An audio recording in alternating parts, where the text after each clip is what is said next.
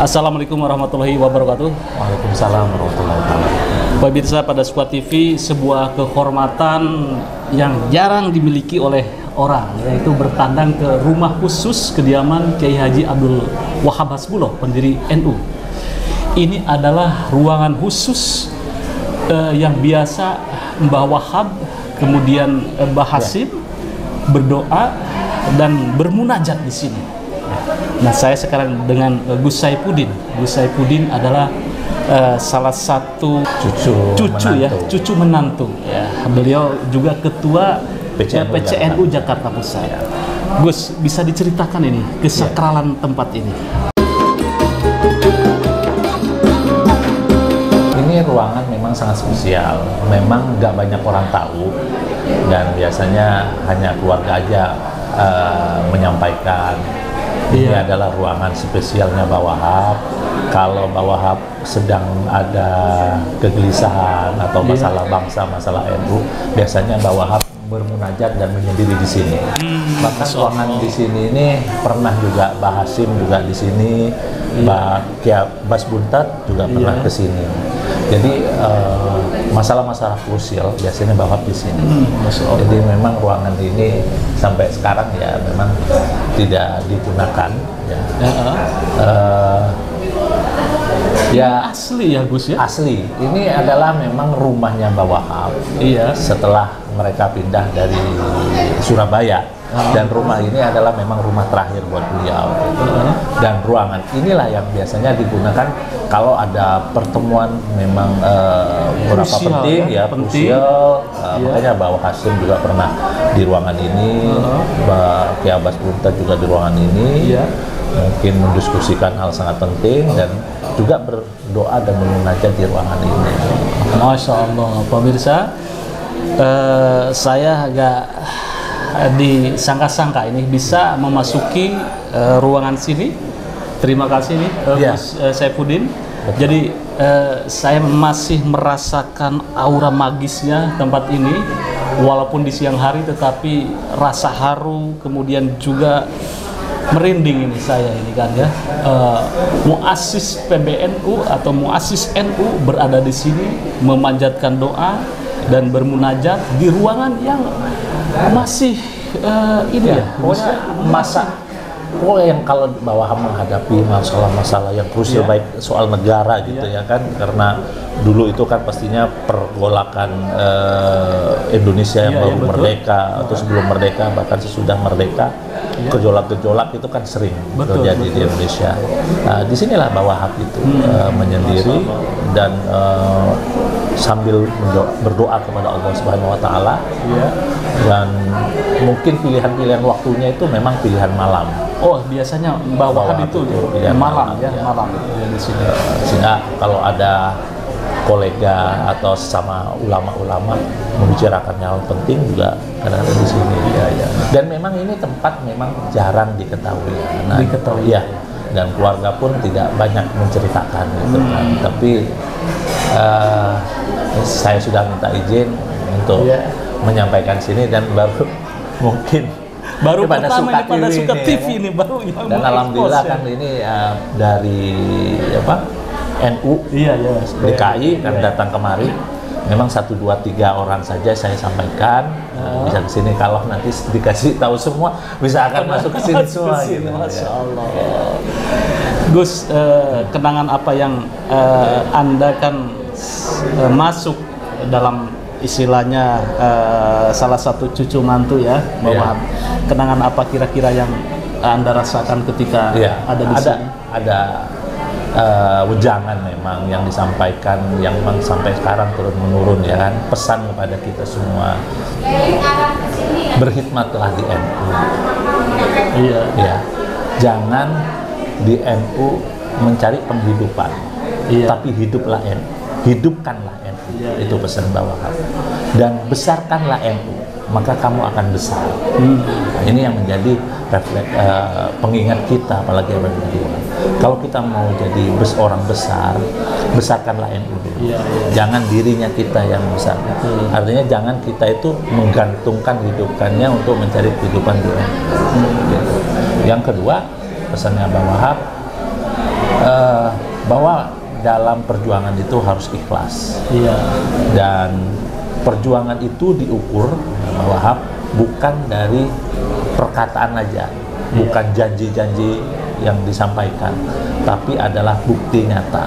Itu yang paling penting bahwa menyatakan.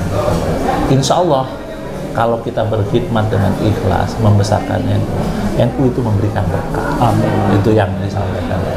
Maka kita jangan pernah salah niat masuk di NU gitu loh. Kalau kita niatnya salah, NU pasti tidak akan memberikan keberkahan. Gitu. Ya, sebagaimana diketahui oleh warga NU dan juga masyarakat nasional, Kiai Abdul Wahab adalah salah satu tokoh pendiri NU. Dia seorang organisatoris, seorang pemikir, seorang politisi. Beliau juga dinobatkan sebagai pahlawan nasional. Ya. Dan mungkin ini sebagai gambaran juga buat penyemangat anak-anak muda. Betul, ya.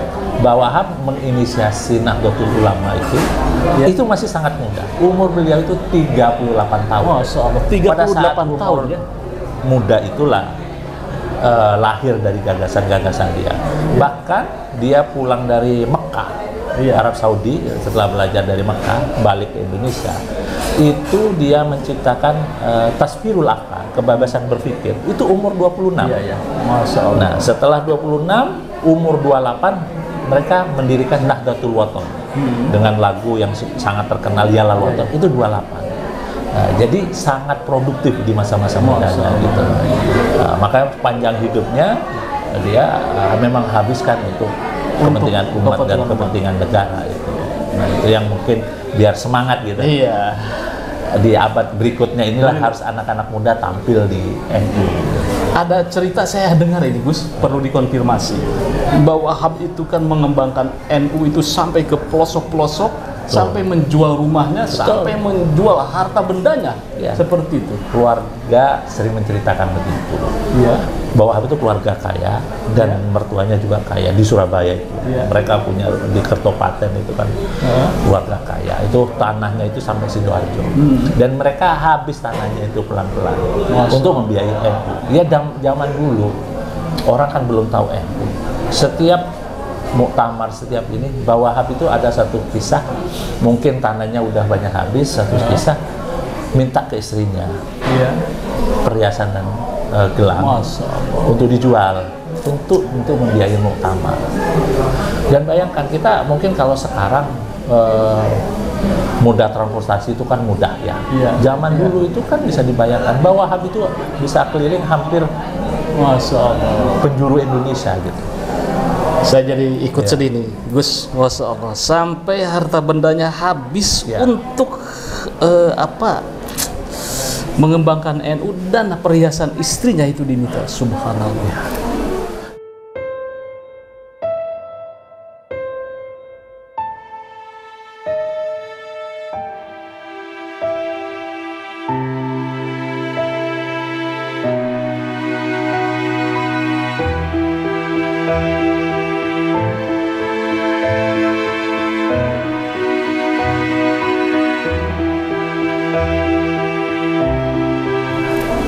Dan itulah kita merasa kita semua ini yang ada di NU berhutang dengan jasa-jasa beliau gitu. Kalau kita sampai seperti ini, NU seperti ini, ya memang lahir dari sebuah semangat perjuangan. Nah, bahwa sering mengatakan kalau kita berjuang tidak perlu pandang umur. Selama kita mampu dan bisa, itu harus kita lakukan. Bahkan di akhir hayatnya beliau itu, ini ada cerita yang menarik. Apa itu? Dan itu sebenarnya udah banyak diceritakan. Waktu itu Mbah Wahab di muktamar terakhir beliau menjabat itu, di umur senjanya, dia dalam keadaan sakit. Dalam keadaan sakit, santri-santrinya sudah dipanggil semua untuk baca doa. Bahkan salah satu putranya dia sudah menyiapkan kuburan untuk makam beliau. Mbak Bisri dengar soal Mbah Wahab itu udah sakit karena santri sudah baca ini ya, datang ke Mbah Wahab karena kan di Dedan Anyar ya, di sini Mbah Wahab di sini. Apa yang disampaikan oleh Mbak Bisri? Mbah Wahab, jenengan jangan dulu, jangan kundur dulu, karena Anda masih punya hutang. Iya, iya. Hutang apa itu? Adalah laporan pertanggungjawaban sebagai Rois Am terhadap NU. Sebentar lagi muktamar. Iya. Disitulah kata para kiai-kiai keluarga yang tadinya beliau sakit sudah ini, tiba-tiba ada kekuatan semangat untuk sehat. Alhamdulillah Allah berikan kesehatan. Dan kata para kiai-kiai waktu itu bahwa sedang menegosiasikan untuk memberikan kesempatan untuk bisa hadir di muktamar. Alhamdulillah dia hadir di dalam muktamar dan memberikan pertanggungjawaban sebagai Rois Am dan diterima dan dipilih lagi secara aklamasi. Walaupun Mbak Wahab sudah tidak mau, Mbak Bisri tidak berkenan. Selama masih ada Mbak Wahab, kami tidak bisa bersedia. Setelah baca LPJ, beliau beliau pulang. Iya. Dia ke Jombang di sini.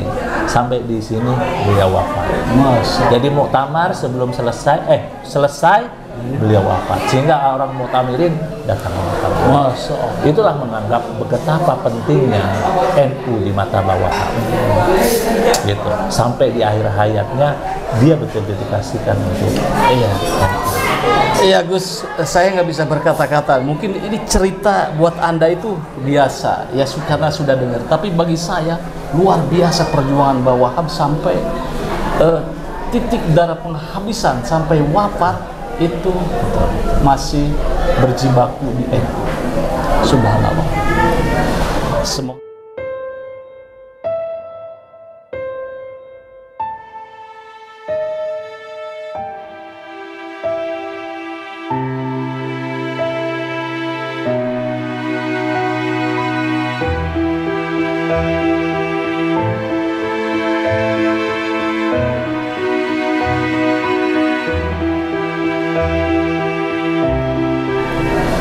Semoga satu abad ini beliau mendapatkan karunia yang luar biasa dari Allah.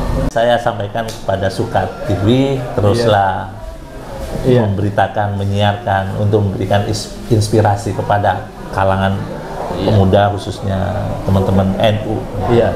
Baik, terima kasih Gus. Masya Allah, saya dikasih kesempatan ini di ruangan yang mustajabah ini. Tidak semua orang pemirsa bisa berada di sini. Tidak semua orang tahu. Tidak semua orang tahu, dan saya juga baru tahu ini ada ruangan khusus, dan saya juga baru bisa berkunjung ke kediaman Kiai Abdul Wahab. Ya, terima kasih. Dan cucu mantunya, saya dengar beliau akan mencalonkan DPD di Jakarta. Betul. Ini kan teman-teman yang dorong saya. Gitu, ya. Tapi ya sukses pada Sukat TV. Jangan lupa like, share, subscribe. Like and subscribe. Silakan bermunajat sebentar. Ya, baik. Saya tapi belum.